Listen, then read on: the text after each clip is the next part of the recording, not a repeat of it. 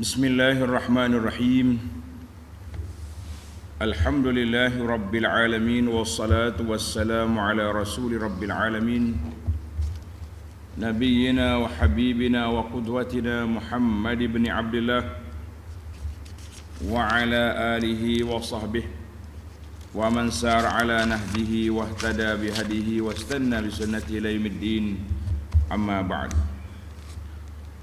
Alhamdulillah, pada hari ini, hari Isnin 1 hari bulan 3 2021, bersamaan dengan 17 hari bulan Rajab 1442, kita dapat meneruskan pengajian kita dalam tafsir surah Al-Isra, ataupun dikenali dengan nama surah Bani Israel.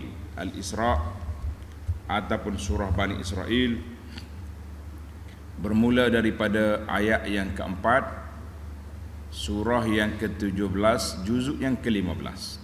Kita panggil ayat yang keempat. Perbincangan kita pada kali ini di bawah tajuk keadaan Bani Israel sepanjang zaman, sepanjang sejarah, fit tarikh. Mereka, Allah SWT sebut melakukan kerusakan 2 kali di bumi suci Palestin dan dihinakan dengan kedatangan penjajah-penjajah yang menghina mereka, menjajah mereka. Tujuan ayat ini untuk menyedarkan orang yang datang kemudian bahawa kamu juga akan mengalami nasib yang sama sekiranya kamu tidak taat kepada Allah Azza wa Jalla. Mari kita baca ayat. A'udzu billahi as-sami'il 'alim minasy syaithanir rajim. Wa qadayna ila bani Israila fil kitabi لتفسدن في الأرض مرتين ولتعلن علوا كبيرا فإذا جاء وعد أولاهما بعثنا عليكم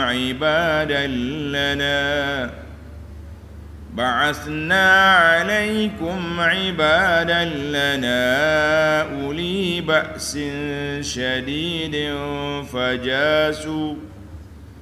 فجاسوا خلال الديار وكان وعدا مفعولا. Kita ambil setakat muka surat ini dulu. Tengok Allah kata apa? Wa qadayna ila bani Israel, dan kami nyatakan kepada Bani Israel di mana? Fil kitab, ay fi kitabit Taurah, dalam kitab Taurat. Dalam kitab Taurat Allah peringatkan Bani Israel, la tufsidunna fil ardi marratain, sesungguhnya kamu akan melakukan kerusakan di bumi Palestin 2 kali. Wala ta'lunna 'uluwan kabira, dan sesungguhnya kamu akan berlaku sombong secara besar dan melampau-lampau. Para pelajar sekalian, para jemaah sekalian, kita tengok ayat ini atf kepada ayat yang sebelumnya, wa ataina Musal kitab. Kami telah datangkan kepada Nabi Musa kitab apa? Taurah. Tujuan kitab Taurat itu hudan, menjadi pimpinan, petunjuk kepada Bani Israel apa yang akan berlaku ke atas mereka sekiranya mereka menyalahi petunjuk, hidayah, bimbingan yang ada dalam kitab Taurat. Melanggar, kamu kena. Untuk menyatakan kepada mereka bahawa Allah Subhanahu wa taala telah beri kepada mereka jalan-jalan kelepasan, jalan bimbingan. Kalau mereka ikut selamat, kalau tak ikut bahaya. Kemudian Allah Subhanahu wa taala juga telah menyebut kepada mereka, iaitu nikmat yang Allah anugerahkan kepada Bani Israel. Apa dia nikmat? Turunnya kitab Taurat. Tapi apa boleh buat, begitulah keadaan, begitulah suasana. Mereka tetap juga melakukan perbuatan yang tidak baik, melanggar perintah Allah Azza wa Jalla. Coba tengok nota kita di bawah. Nota 604. Seruan ini ditujukan kepada Bani Israel supaya mereka mengenangkan nikmat Allah yang telah menyelamatkan datuk nenek mereka. Siapa dia? Yang golongan yang berada dalam bahtera Nabi Nuh semasa taufan dulu. Yakni patuhilah perintah-perintah Allah yang telah melimpahkan nikmatnya itu, dan contohilah Nabi Nuh yang sentiasa taat dan bersyukur. Sebab itulah ia bersama-sama pengikutnya telah diselamatkan oleh Allah dari bahaya taufan yang mengerikan itu. Maknanya Allah peringat kepada orang kemudian, kalau kamu, tok nenek kamu selamat, sehingga kamu wujud atas dunia hari ini dengan sebab apa? Dengan sebab mereka taat ikut Nabi Nuh. Baik, kalau kamu tak ikut, apa jadi? Ini sudah mari ayat ini. Wa qadaina ila bani Israil, ay wa a'lamna bani Israil. Kami maklumkan kepada Bani Israel dalam kitab Taurat, bima sabaqa fi ilmina, bahawa Allah Ta'ala maha mengetahui. Kerana itulah ada sebagian ulama tafsir kata, wa qadaina, telah kami putuskan. Maknanya dalam bab taqada dan qadar, dalam bab takdir Allah Azza wa Jalla, dalam lauhil mahfuz, la tufsidunna fil ardi marratain, bahawa puak-puakmu melakukan kerusakan 2 kali di bumi Palestin. Kerusakan dengan apa? Adakah mereka meruntuh-runtuhkan bangunan? Mereka khianat itu? Jawab dia, tengok dalam kitab ni, ifsadu fil ardi ay bil kufri wal ma'asi. Kerusakan itu mereka lakukan dengan sebab kufur dan maksiat, wa mukhalafati ahkamit Taurah, dengan sebab mereka menyalahi hukum-hukum yang ada dalam kitab Taurat. Tengok nota di bawah 605. Yakni telah termaktub dalam kitab Taurat bahawa kaum Yahudi akan melakukan penderhakaan 2 kali di bumi Palestin. 2 kali di bumi Palestin dengan perbuatan-perbuatan maksiat dan keganasan. Maksiat dan ganas, termasuk perbuatan membunuh nabi-nabinya sendiri. Berapa orang nabi telah dibunuh oleh buak-buak ni? Dia bunuh nabi. Nabi yang masyhur dibunuh, Yahya dan Zakaria. Dan mereka juga jangan lupa cuba nak membunuh Nabi Isa alaihissalam. Tapi Nabi Isa telah diselamatkan oleh Allah, telah diangkat naik ke langit, sehingga sekarang belum lagi turun. Nabi Isa sudah di sana. Dan mereka pula akan berlaku sombong angkuh, menentang perintah-perintah Allah, serta berlaku zalim kepada umat manusia dengan cara yang kejam dan melampau. Allahu Akbar. Maka dalam ayat ini para ulama mengatakan, la tufsidunna fil ardi, melakukan kerusakan di bumi mana? Bumi Syam, di Baitul Maqdis, di Palestin. Ada setengah ulama kata di bumi Mesir. Maka kata di para ulama tidak menjadi masalah, sebab Syam mari ke Mesir, mula-mula sini, kemudian meluasnya pokok dia ni sampai ke sini, sebagaimana yang berlaku Bani Israel di selepas daripada Nabi Musa alaihissalam. Dalam kitab Al-Jawabus Sahih mengatakan kali pertama ba'da Sulaiman. Kerusakan yang mula-mula dia buat selepas Nabi Sulaiman. Kerusakan yang kedua selepas daripada Nabi Zakaria, Yahya dan Al-Masih Nabi Isa. Bila mereka membunuh Nabi Yahya, ni buah-buah dia ni, dia bunuh Nabi Yahya, yang Ahlul Kitab namakan dia Yuhanna Al-Ma'madani. Satu, ada juga ulama tafsir kata Al-Mazkuri Nabil Ilmi mengatakan Bukhtanasar. Bukhtanasar ni Raja Babil, Raja Babylon, datang ke Syam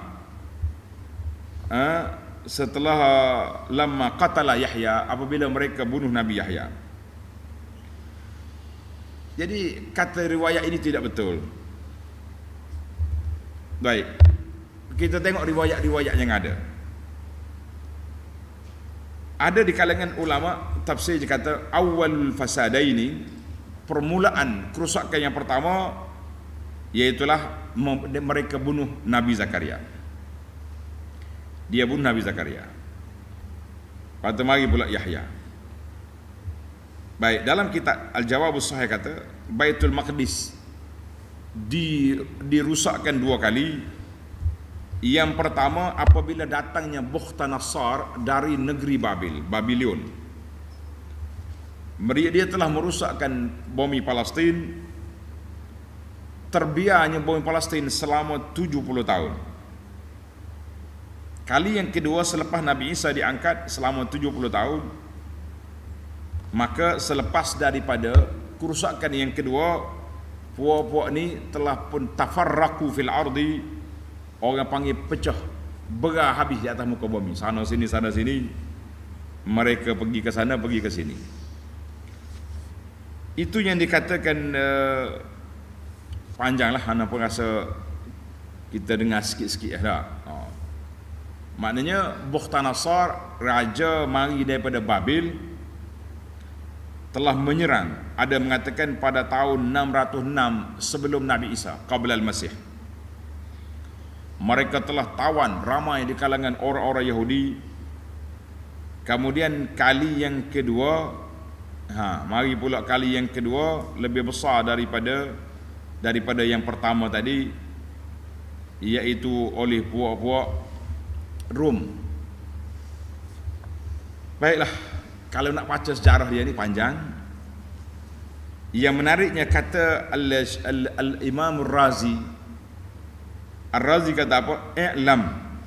Ini penting, tanda ni pelajar-pelajar. Kalau kita duk cari cerita ni, sama ada keluar cerita betul ataupun cerita Israiliyat, menarik cerita. Tapi tidaklah besar sangat ni. Ar-Razi kata apa? La yata'allaqu kathiru gharadin. Tidaklah besar sangat tujuan Al-Quran ini sebut. Kalau kita duk kaji tentang kaum tu, kaum ni Bukhtanasar mari puak Romaniyin, mari duk serang-serang.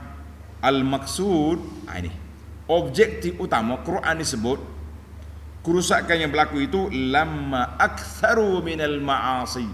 Apabila puak-puak ni Yahudi ni banyak melakukan maksiat, melakukan kemungkaran, sallallahu alaihim, ketika itu Allah datangkan satu kumpulan yang menawan mereka, yang menjajah negara mereka, telah bunuh mereka, telah menangkap mereka. Allahu a'lamu bi ahwalihim, Allah Ta'ala yang maha mengetahui. Kalau kita dia kata, kalau duk cari sangat ke cerita-cerita, yang pentingnya dalam Quran ni tujuan ianya nak suruh kita sedar bahawa berlakunya penjajahan, berlakunya penghinaan, berlakunya perkara-perkara ini hasil daripada mana? Hasil daripada mereka tak dengar kata Tuhan. Mereka langgar perintah yang ada dalam kitab Taurat. Apabila mereka melakukan maksiat, maka Allah Subhanahu wa taala telah menghinakan mereka. Na'udzubillah. Kita juga umat Muhammad sallallahu alaihi wasallam juga kena sedar, Al-Quran turun bukan cerita Bani Israel saja. Al-Quran turun supaya kita sedar bahawa punca kerusakan atas dunia ini mari daripada maksiat. Nas'alullah as-salamata wal afiyah. Baik. Kita pergi kepada ayat Quran ayat yang kelima.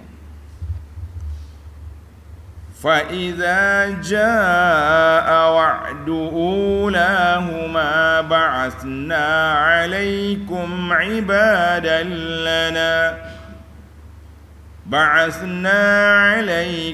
عبادا لنا أولي بأس شديد فجاسوا خلال الديار وكان وعدا مفعولا.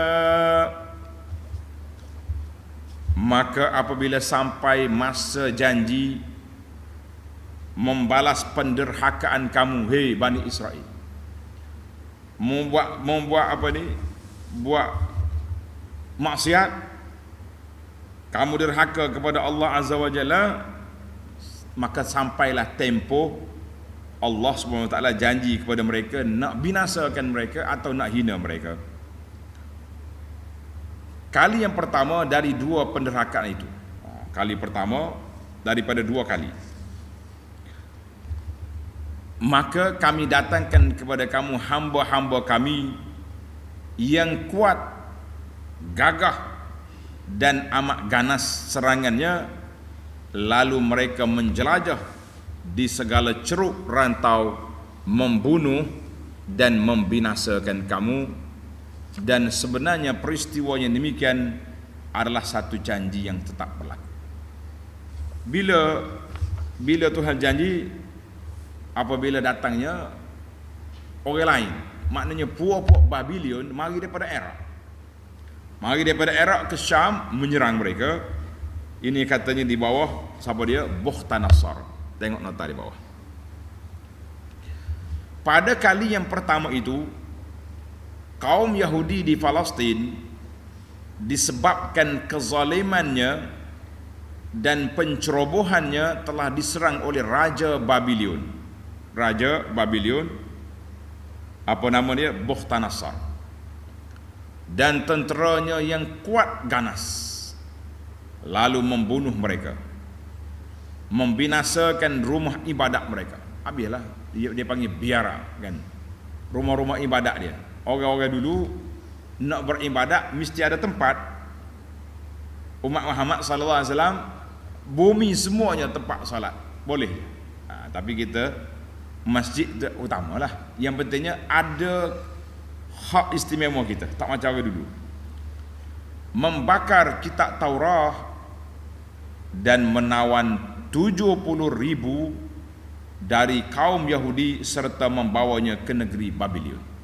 70,000 kena tangkap, bawa balik ke Babylon sebagai hamba abdi. Itulah satu penghinaan yang berlaku kepada siapa? Kepada Bani Israel. Al-Imam Ar-Razi kata apa? Maknanya tujuan utamanya bukan nak cari siapa, nak cari pengajaran. Seorang lagi imam yang hebat dalam tafsir, Al-Imam Ibnu Katsir. Dia kata apa? Ikhtalafal mufassirun, ulama-ulama tafsir dari kalangan salaf dan khalaf telah berbeza pandangan siapakah musallit maknanya musallatin, orang yang gagah, yang kuat tadi. Siapa dia? Kata di Ibnu Katsir, waqad waradat. Ini tanda pelajar-pelajar. Waqad waradat fi hadza atharun katsiratun israiliyah. Banyak riwayat-riwayat melalui jalan Israiliyah, minha ma huwa maudhu'. Ada riwayat itu dari riwayat palsu yang dibuat oleh puak zanadiqah, puak-puak zindik, puak-puak kafir ni saja nak waktu cerita pelik-pelik. Ada juga riwayat itu yahtamil, mengandungi maklumat yang sahih. Wa nahnu fi ghaniyatin anha walillahil hamdu. Allahu akbar. Ibnu Katsir kata, kita umat Islam ni tak perlulah cerita-cerita itu. Yang pentingnya apa yang Allah Taala cerita kepada kita, bila mereka derhaka, bila mereka ganas, bila mereka tak dengar kata sallallahu alaihim aduwan, Allah Taala akan datangkan ke atas mereka musuh-musuh. Sama juga kita, umat Islam, umat Muhammad sallallahu alaihi wasallam ini. Kalau kita bersatu, duduk atas wahdatul ummah, umat Islam semua bersatu kembali kepada Allah Azza wa Jalla, jaga baik-baik agama ini, jangan melakukan maksiat dan mungkar, insya-Allah kita ada kekuatan. Tapi kalau asyik duk berebut sana berebut sini, lompat sana lompat sini, tunggulah. Kalaulah Allah Ta'ala beri takdirkan orang-orang yang bukan Islam, yang anti Islam menguasai negara ini, fala yalumanna illa nafsah, jangan kita cerca kecuali diri kita sendiri. Sebab apa? Kita banyak melakukan maksiat, berlakunya perbalahan sama kita, tidak insaf kembali kepada Allah Azza wa Jalla, masing-masing nak tunjuk kuku, nak tunjuk taring, maka kita juga akan melalui proses sebagaimana yang telah dilakukan ke atas Bani Israel, wal iyazubillah. Baiklah, itu nasihat dua daripada Imam Sar Ibn Kathir dan juga daripada Imam Ar-Razi. Baik, kita pergi kepada maknanya versi yang pertama, kali pertama dilanyak Palestin oleh kumpulan Babylon, kumpulan Bukhtanasar. Mari kita pergi kepada yang kedua pula, ayat yang ke-6. ثم رددنا لكم الكرة عليهم وأمددناكم بأموال وبنين وجعلناكم أكثر نفيرا. Kemudian setelah kamu bertaubat, tengok tuan-tuan, puan-puan, Allah Maha kasih sayang kepada hamba-hambanya. Allah Ta'ala apabila mereka bertaubat, bila umat ini bertaubat, kami kembalikan kepada kamu semula kekuasaan ke atas mereka yang telah menyerang kamu. Maknanya insaflah orang-orang Yahudi ni, Bani Israel ini insaf. Bila mereka telah ditawan, mereka insaf, bangkit semula dengan melakukan ketaatan kepada Allah Azza wa Jalla, meninggalkan dosa-dosa dan maksiat. Arja'na lakum, Allah kata kami kembalikan kepada kamu, hai Bani Israel, kemenangan ke atas musuh-musuh kamu. Allahu Akbar, menang balik. Wa amdadnakum bi amwalin wa banin,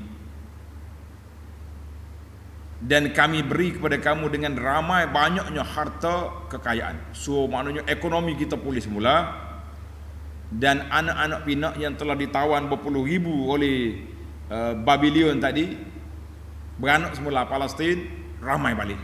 Masya Allah.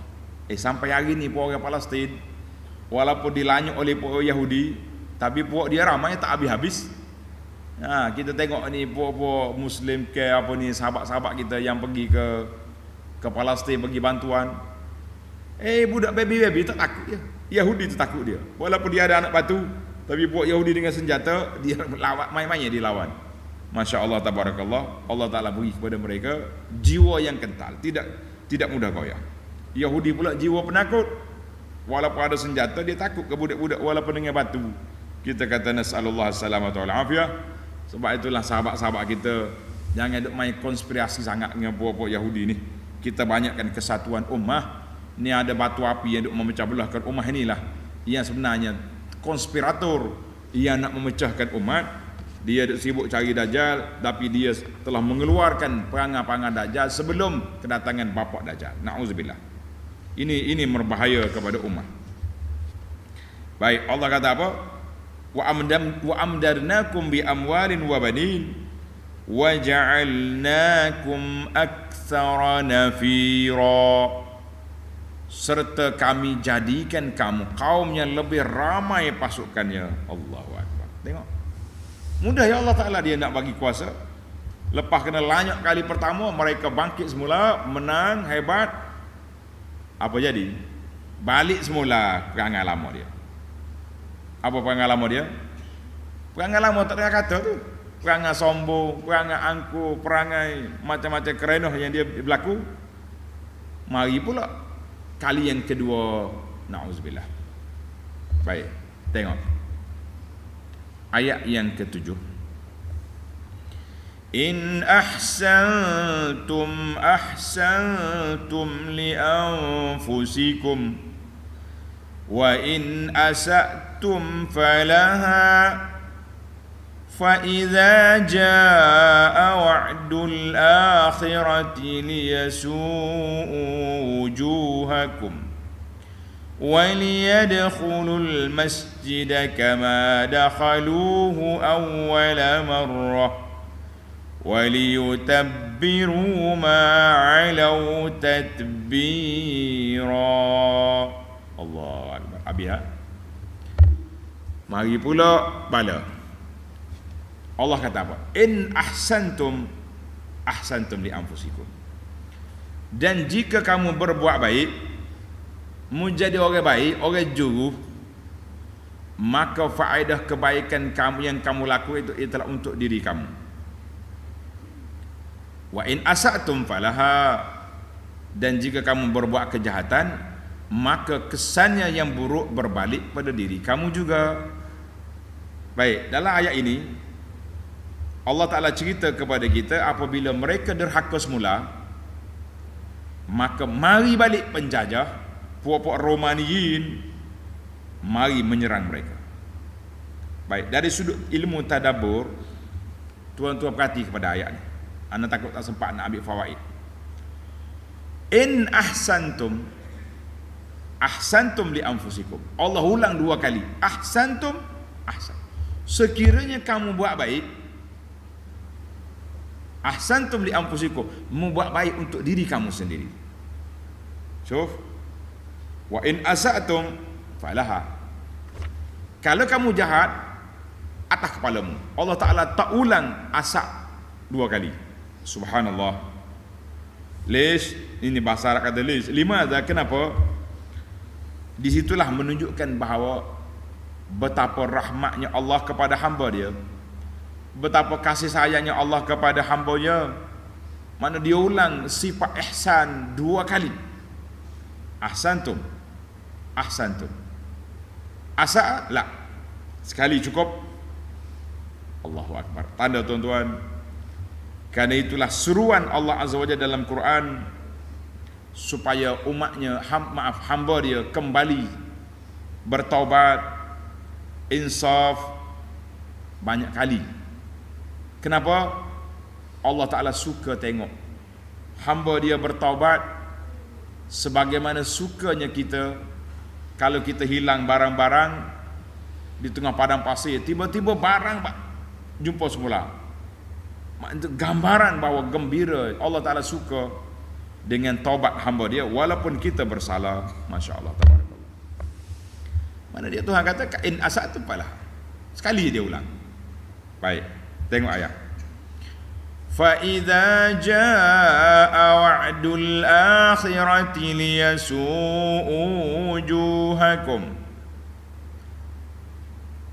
Oleh itu, apabila sampai masa janji balasan penderhakaan kamu kali yang kedua, lepas dia bangkit semula, dia ganak, dia jadi maksiat pula, kami datangkan musuh-musuh kamu untuk memuramkan muka kamu dengan penghinaan dan keganasan, dan untuk masuki masjid Baitul Maqdis. Allahu Akbar.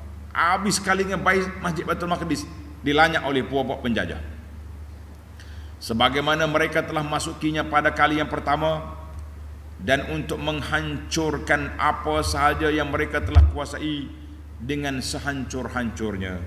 Nah, tengok nota di bawah kata, kaum Yahudi di Palestin pada kali yang kedua derhaka, diserang oleh musuh-musuh.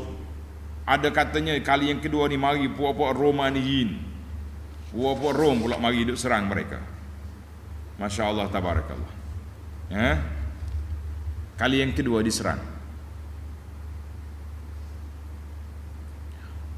Sebagaimana mereka masuki masjid Baitul di bawah ni, pada kali yang kedua telah diserang oleh musuh-musuh, lalu membunuh dan menghancurkan segala-galanya, termasuk masjid, rumah ibadat mereka.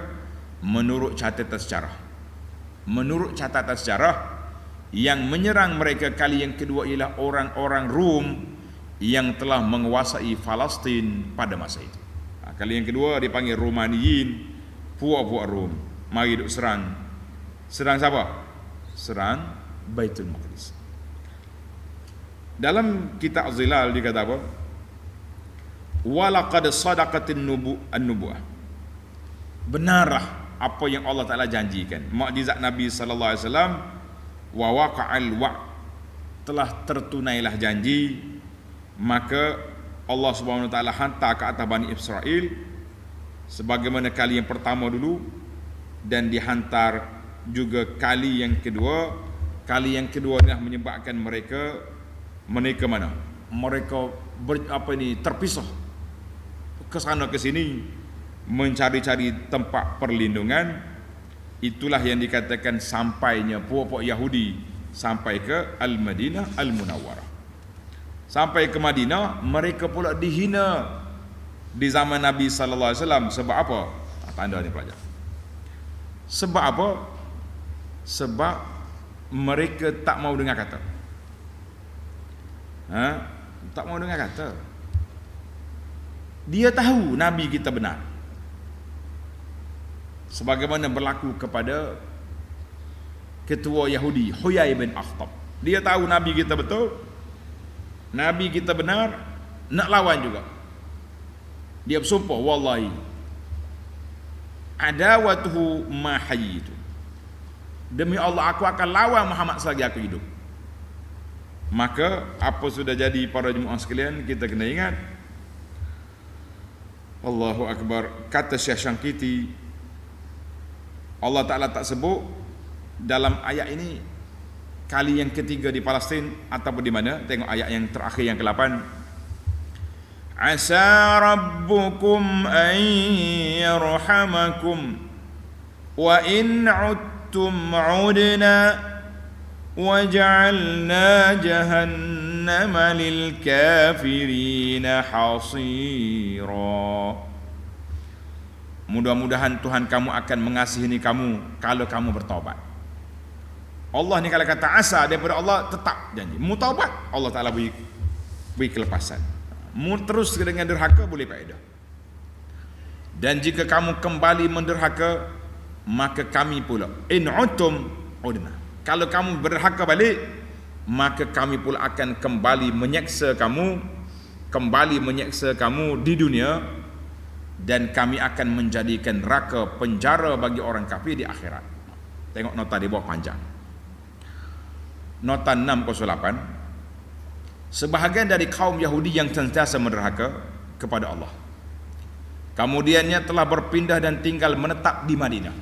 Mereka ni berjalan sampai ke Madinah di dalam, dan pada zaman Islam bila Nabi SAW sampai Madinah, Huyai bin Akhtab mari tengok. Dia cakap dengan kawan dia, Ahwa, dia kata. Dia kata betul dah dia. Habis ma mauqifuna, bagaimana sikap kita? Orang Yahudi kata Huyai, ada waktu wallahi imbak, aku akan lawan dia. Nak lawan juga. Mereka telah menentang Nabi sallallahu alaihi wasallam dan merancangkan hendak membunuhnya serta mengkhianati umat Islam. Akibatnya sebahagian dari mereka telah dijatuhkan hukuman bunuh oleh Nabi, dan sebahagian lain telah diusir dari Madinah, dan sebahagian lagi telah dikenakan jizyah. Mana mula-mula sekali Bani Qainuqa, patu mari Bani Nadir, kena halau keluar daripada Madinah. Al-Ijla. Yang terakhir dia panggil Bani Quraizah. Tahun yang kelima dalam peperangan Ahzab, mereka telah ditawan, ditangkap, dibunuh lebih kurang 600 orang lebih, sebab pengkhianatan mereka kepada Nabi sallallahu alaihi wasallam. Ayat-ayat suci ini telah membayangkan bahawa selagi kaum Yahudi menderhaka kepada Allah dan menceroboh serta berlaku zalim pada umat manusia, maka selama itulah pula Allah akan menggerakkan umat-umat yang lain untuk menyerang, memburu dan menghancurkan mereka. Itulah yang telah berlaku di sepanjang sejarah kaum Yahudi zaman berzaman. Tak kata apa dah. Jadi bawa Yahudi, Bani Quraizah, Bani Nadir di Khaybar, semuanya telah dihalau keluar, ataupun awal-awal lagi yang telah dibunuh di puak-puak Bani Quraizah dibunuh di Mesir, di Madinah.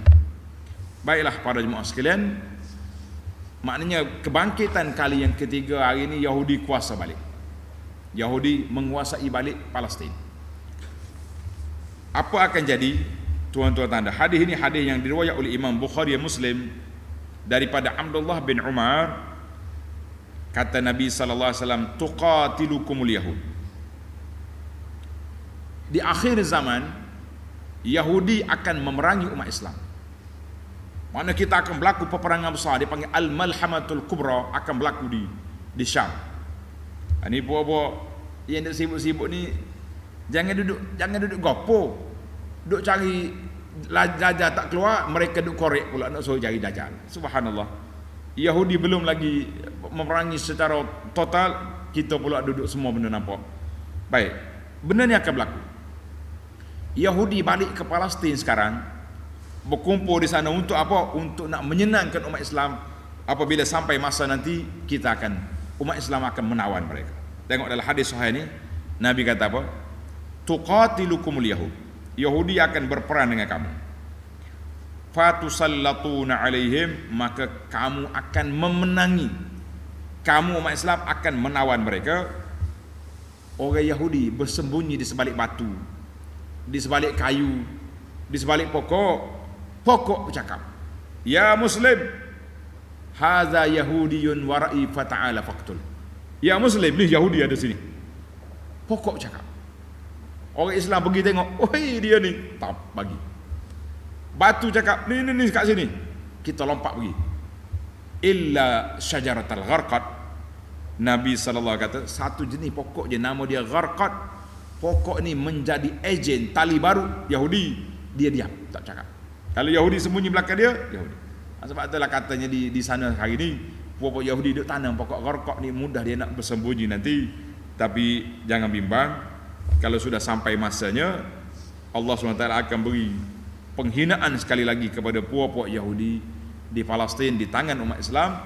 Artinya mereka kembali ke Palestin untuk berkumpul, untuk senang apabila berlakunya peristiwa akhir zaman yang telah disebut oleh Allah Azza wa Jalla dan telah disebut oleh Nabi sallallahu alaihi wasallam dalam hadis yang sahih. Bila, jangan gopoh, jangan cepat, jangan buat konspirasi duk cari bila-bila.